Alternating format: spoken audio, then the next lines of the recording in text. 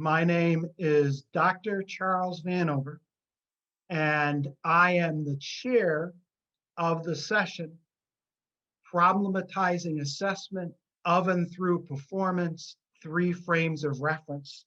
And this is a symposium for AERA 2021, ABER SIG.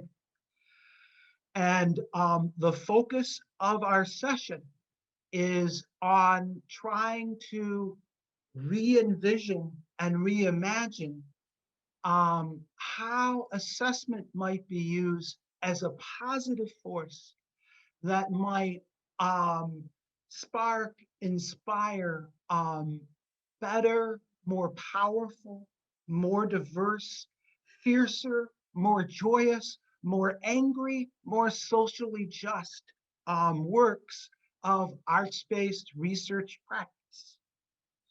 And the way this session will work is that in paper 1, myself and Trace Taylor, we will discuss very, very briefly the design specifications for the Chicago Butoh project. I am the writer-producer of that project. Trace is the editor of the films we developed from that project. And this content that we developed, Chicago Butoh, the Studio at 620 performance, will be assessed by paper 2, paper 3, paper 4. Paper 2 by Dr. Veronica Mathews investigates, I think, an oft-neglected but incredibly important aspect of arts-based research practice. Veronica investigates how do we understand the partnerships between university folk, such as Trace and myself, and local artists, such as Bob Devin Jones, the artistic director of the Studio at 620 art space in St. Petersburg, and the director of Chicago Butoh. How do we investigate the power dynamics within those partnerships? How do we understand those relationships? Dr. Veronica Mathews will discuss that. Paper 3 investigates arts-based research from a critical perspective. So Chicago Butoh, the Studio at 620 performance, has very frank and somewhat visceral representations of conflict between teachers and students of color in the Chicago public schools. An important question about such representations is whether they help us understand, whether the representations help us provoke dialogue, help us heal from those conflicts, or are they instead reproducing those conflicts and reproducing the structural racism that has so terribly afflicts many classrooms, many schools in the US. So Dr. Sarah Hobson of Community Allies LLC will help us conceptualize the assessment of arts-based research practice from a critical perspective. Finally, in paper 4, Joe Norris, Nadia Ganesh, Michael Martin Metz, Kevin Hobbs will help us understand, will apply one of the leading systems of assessment in ABER today, the Great Wheel, to the Chicago Butoh project. And so each author will discuss how to apply one quadrant from the Great Wheel to Chicago Butoh. Finally, which will be probably the treat of the session, our discussants, Dr. Mindy Carter at McGill University, Dr. Catherine Ricketts at the University of Regina. They will help sort of kick back the session towards the core issues that we came here to discuss, which again is, how do we conceptualize assessment in arts-based research practice as a means to grow and develop more powerful, more fierce, more joyous, more socially just works. All of these papers are being developed by a book of which I am an editor on, along with Graham Lee and Catherine Ricketts, Assessing Performance-Based Research, a Performance Case Study of Chicago Butoh. We will be having a call for proposals for the book out late May or in June. And so everyone watching this session, you will have an opportunity to weigh in and assess the work from your own position. So without any more ado, let's go to my AERA poster, and let's talk about the work that we are here to investigate. So Chicago Butoh is a long-term project that I have developed from a long-term partnership with Bob Devin Jones at the studio at 620. And the two of us developed a number of stage shows, and then a live performance that was filmed. And out of this live performance, we developed a 30-minute film, Chicago Butoh, the Studio at 620 performance, which Trace Taylor edited. And then Trace Taylor right now is going to talk to us about the trailer that she developed for AERA. Trace. Hi, Dr. Vanover. There were a lot of differences between the film and the trailer. The film, we wanted to minimize influence so that everybody could make their own interpretations. But with the trailer, you gave me carte blanche to just make that trailer what I thought a trailer should be. And the trick was we wanted to draw people in. And so I did the extreme opposite of what we did with the film. And I exercised extreme influence in the trailer. I chose the most dramatic scenes and the most ear-catching scenes, and I put them together. And I also cut some dead space to speed it up a little bit, so to make it even more dramatic. And I hope you enjoy it. Here we go.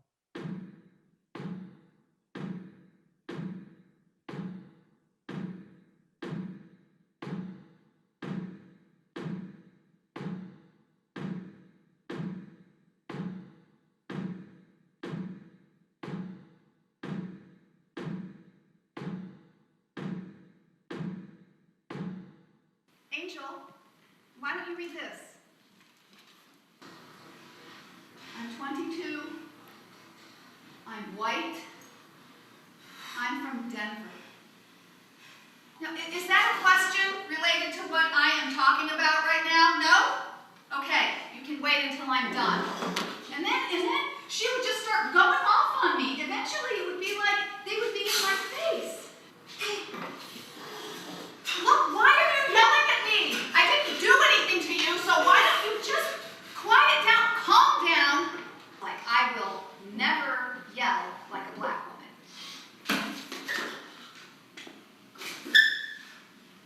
And she would just start yelling at me. You don't like me because I'm black! If she blew up, I would try to call security. I couldn't reason with her. Well, nobody cares about our education. Who's gonna care?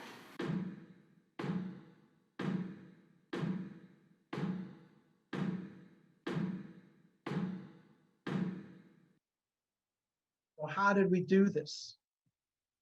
We did this, as I said, by developing a long-term partnership with the studio at 620, artistic director Bob Devin Jones, whose photo you saw, and we just took it through the system, took it through as much and many different opportunities for performance, opportunities for peer review. The script itself is from my Inquiry Theater project. So I did four 90-minute interviews with the white beginning teacher of public schools. She had full anonymity, so interviews conducted out of the workplace. No one at CPS given names, transcripts fully anonymized.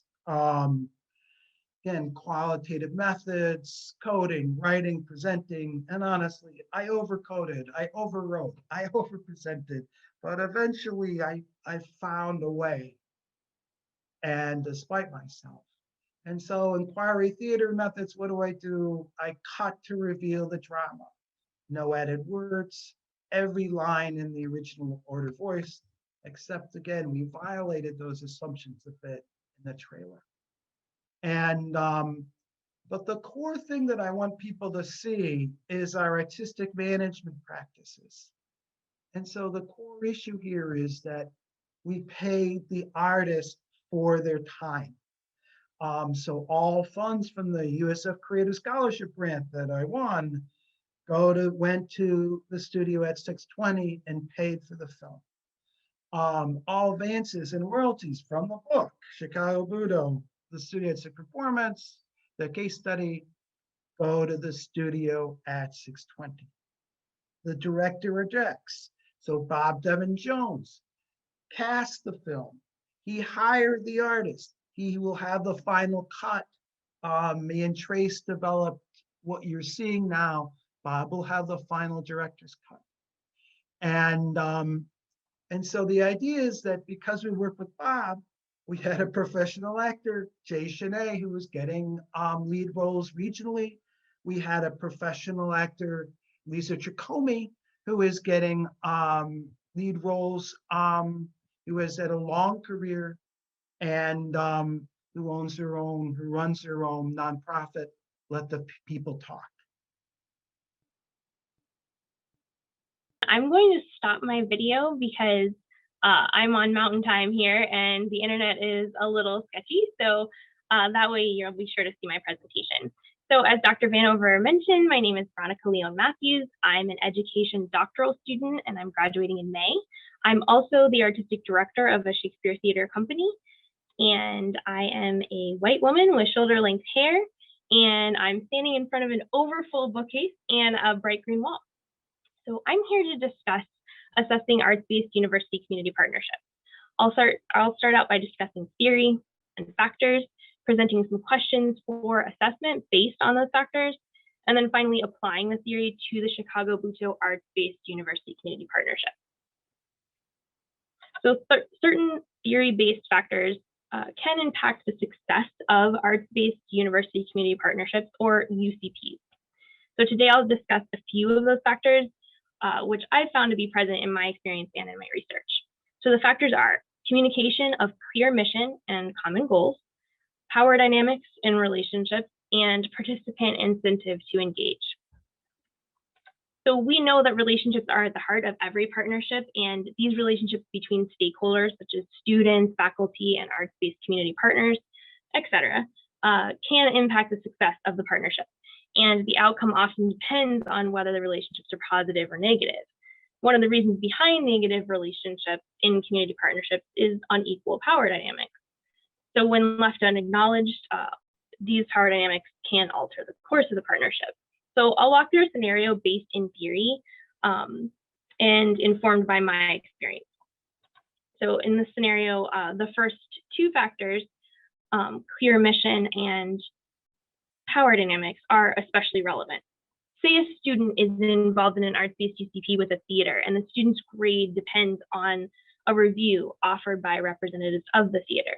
That creates an unequal power dynamic. So, and that could lead to a negative experience for the student. So it's possible to acknowledge and confront that power dynamic by applying key factors to communication within the partnership. So first, a clear mission can be established and communicated by the faculty member preferably, so that the student and the community partner have clear guidelines to follow. And then expectations can also be clearly communicated to remove some of that power dynamic. So to continue the discussion of power dynamics, transparency can really go a long way to confront these dynamics.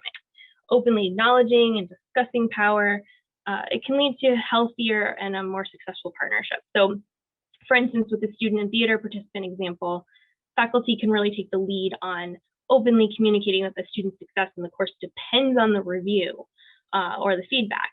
And faculty can clearly see that the power dynamic can be kept fair by the mission that is in place for the partnership, and that the student and the theater will each need to really adhere closely to that stated mission. So the third factor, incentives.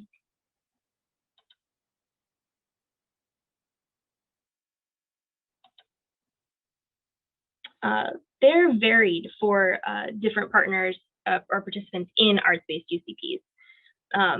You know, a community partner or faculty are going to have very different incentives to participate. So from my experience in research, one of the most compelling examples of this factor is faculty incentive to participate. And one of the biggest challenges to the scholarship of engagement is faculty promotion, which of course favors publication over community engagement.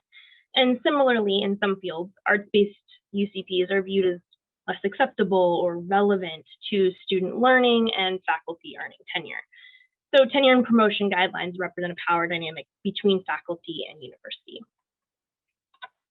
So to recap the theory, first, communicating clear mission and expectations with all partners, all participants in the partnership can support success. And then second, acknowledge power dynamics inherent in the partnership. Partners can create an atmosphere of inclusivity and fairness. And then last, incentives to engage do impact the implementation and sustainability of the partnership. So based on these points identified in the theory on partnerships and my own experience, I've included some questions on the handout, which I think will be provided to you. So these questions can assess arts-based UCPs. So first, do partners share common goals? This aligns with communicating a mission for the partnership. Are partners promoted with equal representation? This aligns with the power dynamics that I was talking about. Our faculty and community partners given equitable promotion and credit for the work that they contribute. Now, what incentives impact the partnership? And this aligns with the example of faculty tenure and promotion guidelines. So in the case of Chicago Butoh, we have a community engaged tenured professor who is also an arts-based researcher. Charles Vanover's research data was scripted into an drama and performed live as ethno theater at the Studio 620. So this arts-based partnership developed by Dr. Vanover does extend to the branch campus of the university where he serves with faculty and also to its students. And then Bob Devin Jones, the artistic director of the venue, directed the production. Mr. Jones, or Bob Devin, as a lot of people call him, is well known as a kind, passionate creative who leads with a humble and inclusive agenda. And then local actor Lisa Chicomey was cast to portray the teacher narrative as a first-year teacher in Chicago Public Schools. And Jay Shanae was cast to portray the student narrative. The live production was recorded, and graduate student and filmmaker Trace Taylor edited the film. And then Lisa, Jay, and Trace, they're all incredibly talented, driven scholars and creatives, and they're all committed to the arts. So this project created a really strong arts-based UCP between Dr. Vanover and the rest of the stakeholders. So looking at the theory-based assessment questions and applying them specifically to Chicago Butoh. So first, did the partners share common goals? With Chicago Butoh, Dr. Vanover's goals as researcher and associate professor were to present his data as inquiry theater in order to not only engage locally, but also to encourage discussion and relatedness within his topic. So the mission of the arts-based community organization is to provide a place where people experience artistic and educational programs in innovative ways. So the goals of the professor and the community partner aligned to create a successful partnership. The next question about representation was also relevant because the director of the arts organization does have a high profile in the community. And though Dr. Vanover is an esteemed researcher and professor, he's not as well known outside of campus. So this performance really had the potential to elevate Dr. Vanover's profile in the community.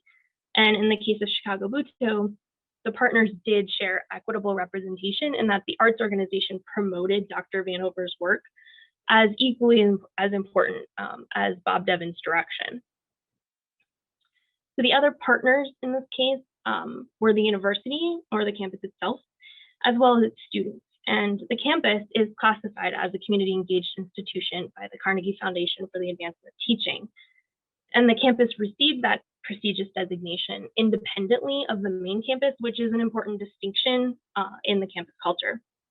So if we apply the common goals question to the campus as partner, then the issue of tenure and promotion comes up again, which also aligns with the incentive factor. So the issue of promotion, where publication is valued above community engagement, was not actually a tension experienced by the players in the Chicago Butoh case because Dr. Vanover had already achieved tenure at the time. However, this does remain a significant challenge in community engaged teaching. If Dr. Vanover had not already achieved tenure, but he spent a lot of time and energy on this project instead of publishing, he might have been in real danger of not receiving promotion. So that scenario represents the power dynamic between faculty and university. And then, as I mentioned earlier, relationships are key to the success of partnerships, and participants in the Chicago Butoh partnership did seem to experience really positive relationships with each other, and that contributed to the successful outcome. So as with any creative endeavor, I'm sure there were at least minor hiccups in the planning process or in rehearsal, maybe particularly when it came to Dr. Vanover's vision for the performance as it aligned with Bob Devin's vision as a director. But the relationship that was fostered by Dr. Vanover's ability to encourage relatedness and community overcame those issues. So, and he does that really well, even between unlikely partners, such as an arts organization and a university. So in my dissertation study, I explored student narratives of power dynamics in arts-based UCPs, and I found these dynamics to be present in a lot of arts-based UCPs. And that's definitely an area that is relevant for further research and exploration. So to close, based on the assessment questions discussed today, Chicago Butoh was a successful example of an arts-based university community partnership. Its success centered around positive relationships and equal representation between participants, common goals and clear mission, and also appropriate incentive to engage. So while power dynamics were present between partners, the goals for the outcome of the project were fulfilled. And that is, arts-based research was presented to inspire inquiry and discussion. An arts-based partnership between the university and the community arts organization was implemented and sustained, and appropriate incentives to participate were present.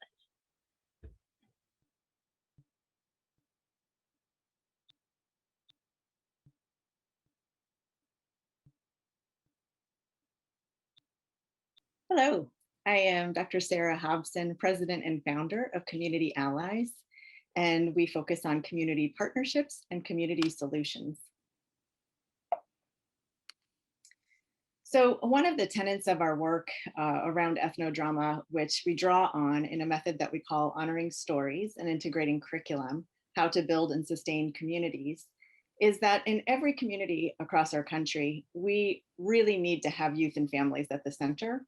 And we need all of our sectors to be working together and coordinating their efforts to provide sustainable resources in one concerted village for our youth and families. So we help schools, businesses, and governments do their part together to build and sustain inclusive, change-making communities. So when we look at a show like Butoh, we really need to understand in the world of education, education is situated in a physical space, and those physical spaces oftentimes determine the social spaces. And so when we look at the physical spaces that have determined the future of education, we really have to look at housing. And so a lot of our work focuses in on housing inequalities and the history of those inequalities.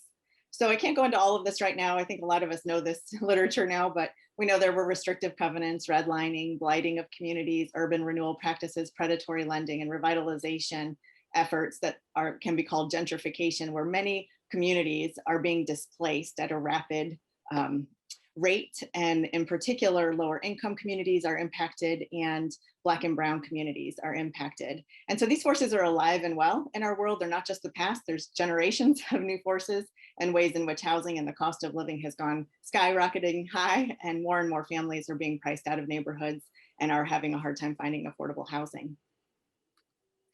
So a lot of what we do is we hone in on community development, and we think very strategically about what does it mean to take up projects together as communities, or to support projects that actually foster community development. Not people coming in and making decisions for communities, not people making top-down decisions, but actually learning how communities have solved their own problems over time, and the kinds of collective action that has been underway for years, definitely in the world of housing, but in every sector of our communities. There has been collective action and organizing around equity and around dismantling racist practices that are working against communities. So much of this work takes place through community partnerships, community identified problems, community identified assets, and community solutions, and community agency.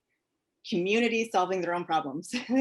All of our communities have been doing that for years. And so as we join and think about how to partner with communities, we also need to think very strategically about how do we learn how communities have been solving pressing issues for years that they have been facing.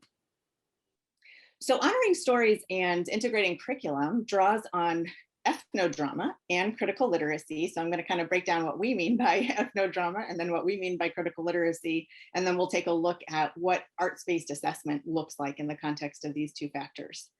So ethnodrama, we do a lot of youth programs and youth work. And so a lot of our work comes from our youth ethnodrama programs. But ethnodrama is really collaborative, community-centered research around pressing issues. So you saw in Charles's and Dr. Vanover's and Veronica's presentations that this was an arts-based product that included actors and directors and researchers, and they were forming a community collaborative that was investigating an issue in education and was using art to figure out how to make sense of what was happening to youth and to teachers within those school systems. And so once you have a community that is organized in this fashion, you can begin to think about who's playing what roles, and you can begin to collect people's stories in the form of interviews and turn those interviews into films and dramas that can be used to facilitate conversation across races, across classes, across sectors, across every background towards needed collective action for change. And so that's sort of the framework that we're using when we're talking about ethnodrama, or when we're talking about honoring stories and integrating curriculum. In the world of critical literacy, this lines up very nicely, because we know that every work that is put out into the world, every artwork, every written work, every spoken work, the work right now of my voice and my communication, right? That's a work. Every work that is put out into the world is a representation of peoples and cultures and of places and spaces. And it's a partial truth. It's my truth if I wrote it, the best I understand it. Somebody else's truth might be very different. They might write it in a very different way. And every work has a biased perspective, and that work connects to histories of other works and to histories of colonization. So none of us has been untouched by colonization. There are texts that have represented us and people akin to us that have done harm to us, and sometimes that have done good to us, and sometimes they've done both all at the same time. And so we have to think very critically about what is showing up in a context. What is a work doing? What kind of work is taking place through an arts performance, or through a text, a film, a drama, a performed poem, a speech, right? What work is being done in that context? What kind of an impact is being made on the people in that context? And what kind of an impact is being made on the people who are in the text, who are being represented in that text, and others like them? So when we think about context, we have to ask the question, well, what is a context? And we know that there are social contexts, we have their physical context, right? But contexts are generally places where people operate, where there are places, there are objects, there are houses, there are communities, there are cultures, there are histories, there are power dynamics, there are politics, and there's some kind of a distribution of resources that has shaped over time the nature of relationships of the people within the communities. And so this is a lot of what we're taking into account when we're thinking about how is a work situated in a context, and understanding the relationship, the work that a work does, the impact that a work has in its particular situated context, its local context, given all of these other factors that surround that context and that are a part of that context. So when we look at a Chicago Butoh and we think about what does it mean to assess this work from an honoring stories approach or from a critical literacy and ethnodramatic approach, first and foremost, we have to ask the questions, well, who was included, right? Did you have all the players? Did you have all the stakeholders? And what was at stake for each person that was represented, and for the school itself, and for the audiences as they're engaging with that text? We have to think about, maybe not every perspective was included. It's very hard to include every perspective, but we have to understand what those perspectives were and what the agendas were, what the interests were of the perspectives that were represented, and what, as Veronica laid out for us, what was the mission, what was the incentive, what was it that people were bringing into that space that they wanted to see happen with that text. There's a politics that surrounds every text. We also have to ask the question, what aspects of context were accounted for in the presentation and in the discussion? So did the text unearth and uproot some of the inequalities and some of the strongholds in a community that needed to be made visible and made transparent in a way that the community could begin to see, oh, this is what is at work in our context. This is what is not working for these stakeholders or for these stakeholders or for these stakeholders, and can actually start to pursue reasons for why that's not working for them and for where some of the sources to the pain and the frustration and the inequalities are coming from. Who was impacted and how? So that goes back to the question I had asked earlier, but thinking strategically about how were the performers impacted? What was it like for them to play these parts, right? How were the actual people in the school impacted by the representation? Did it do justice? Did it do harm? Right? We have to critically examine the impact of text. How are audiences being impacted?